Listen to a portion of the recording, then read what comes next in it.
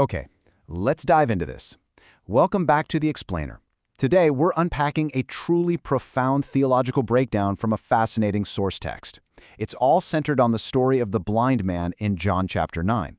We're going to use these visual breakdowns to really unpack a remarkably rich theology of suffering, God's glory, and ultimately how this text suggests we should respond to affliction. It's a real paradigm shifter.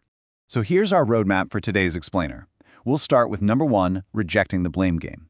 Then move to 2, reframing the question. After that, 3, the deeper spiritual miracle. And finally, wrap up with 4, responding to affliction. Let's just get right into it. Section 1. Rejecting the blame game. The John 9 framework. All right, so the source text sets the scene. Jesus and his disciples are walking along, and they encounter a man who had been completely blind since birth. And, look at the disciples' immediate reaction here. They essentially ask, whose fault is this? They want to establish causation right out of the gate. Did this man sin, or did his parents sin to cause him to be born blind? And honestly, it's a completely human instinct, right? When something goes wrong in our lives, we immediately want to point a finger. We naturally assume that suffering must equal some corresponding, identifiable sin. But Jesus, he gives a definitive, absolute rejection of this framework. He just flat out says, neither this man nor his parents sinned. Now, the text makes a point to clarify here. He isn't claiming they were perfectly sinless people overall. Rather, he's completely rejecting the idea that this specific affliction is a direct punishment for a specific sin. The absolute crucial takeaway for us here is that not every affliction is a divine accusation. Sometimes suffering is literally just part of living in a broken, fallen world. Moving on to Section 2, reframing the question, a new paradigm. And this brilliantly illustrates the paradigm shift we're talking about. See, the disciples are stuck looking in the rearview mirror asking, why did this happen? But Jesus redirects them to look through the windshield forward. What is God going to do here? The source notes that, hey, why questions aren't forbidden. The Bible is actually packed full of them.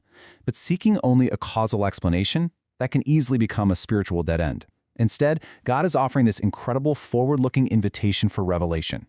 Which brings us to a massive concept from the text, providence. Now, we have to be super careful with the text right here. Jesus does not say God made the man blind just so he could show off and heal him decades later. No way. Instead, providence means God is sovereignly using an existing condition or affliction that he didn't necessarily cause in order to reveal his works. It's kind of like the cross, right? An act of enormous human evil was used for ultimate redemption. God can absolutely use what he did not cause to display his power. Building right on that, Jesus says, we must work the works of him who sent me. Notice that pronoun right there, we. He's talking directly to the disciples. The author highlights that suffering isn't just some abstract theological puzzle for us to solve from a distance. It's a direct invitation to participate in God's work. It immediately prompts the question, okay, what work of God is being invited into this specific situation? Section 3, the deeper spiritual miracle. Physical to spiritual. Now, what's really interesting about this slide is the timeline of the blind man's journey. It is completely unexpected. You'd think the story would just be blind, healed, happily ever after, right? But look at this progression. After years of blindness, he's healed in a single moment. Amazing. But wait, within hours, he's ruthlessly interrogated by the religious leaders. Within days, he's rejected by his own community, and ultimately, he is expelled from the synagogue for a lifetime. The profound irony here is that his physical healing actually produced way greater social hardship. The miracle didn't just magically erase all adversity, it completely changed his relationship to it. And while he's under this intense, hostile interrogation by the Pharisees, the man drops this powerful testimony. He doesn't have all the theological answers, he hasn't figured out the whole shebang about who Jesus is yet, but he just says, though I was blind, now I see. The source points out that this is such an extraordinary model for us. True spiritual maturity doesn't require having a complete, airtight theology right out of the gate. It really just requires faithfully testifying to what you've personally experienced. And wow, this sets up just a brilliant contrast in John 9. On one side, we have the formerly blind man, who's gaining not just physical sight, but this progressive, step-by-step spiritual sight as he comes to recognize and eventually worship Jesus. On the flip side, we have the Pharisees. Despite having perfect 20/20 physical eyesight and just enormous theological knowledge, they are experiencing progressive spiritual blindness. The real question the text is asking us isn't just, can Jesus heal physical blindness? It's much deeper. It's, who can actually see? So what does this all mean? The crucial point is how this completely redefines God's glory based on the text. A lot of times, we think of God's glory as just a spectacular physical fix to whatever our problem is. Boom, problem solved.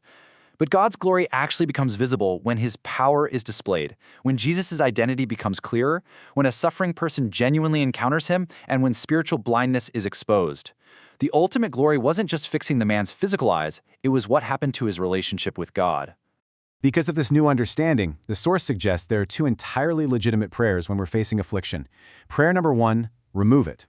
Listen, there is absolutely nothing wrong with asking for healing or for your circumstances to change. We all want that. But prayer number 2 is equally vital. Reveal yourself in it. The author gives this powerful warning that if we only ever pray for the trouble to be removed, we might wrongly conclude that God isn't working at all while we're still suffering. The text reminds us that God's works can be displayed right smack in the middle of an ongoing, messy story. Which brings us to our final part, Section 4, Responding to Affliction, Practical Steps. To really apply this analysis, the author condenses 6 highly actionable spiritual patterns straight from the text. Think of this as your practical toolkit for navigating those really difficult seasons. Step 1, don't automatically assume guilt. Just don't do it. Step 2, bring the affliction into the presence of Jesus. And remember, he saw the man before the man even asked for a single thing. Step 3, look for God's work rather than just demanding a play-by-play explanation.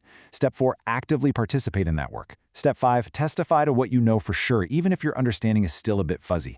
And finally, Step 6, keep your eyes on Jesus. The miracle is always supposed to point to Christ. The blessing itself is never the final destination. For anyone going through a trial right now, the source offers this incredibly beautiful summarizing prayer. Don't let me miss you in it. The author reminds us that God's ultimate answer to our affliction is not always a neat causal explanation of exactly why the darkness is there.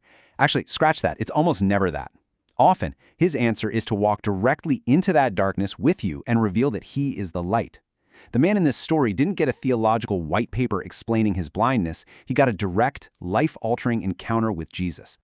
So, I'm going to leave you with this final, truly provocative question posed by the text.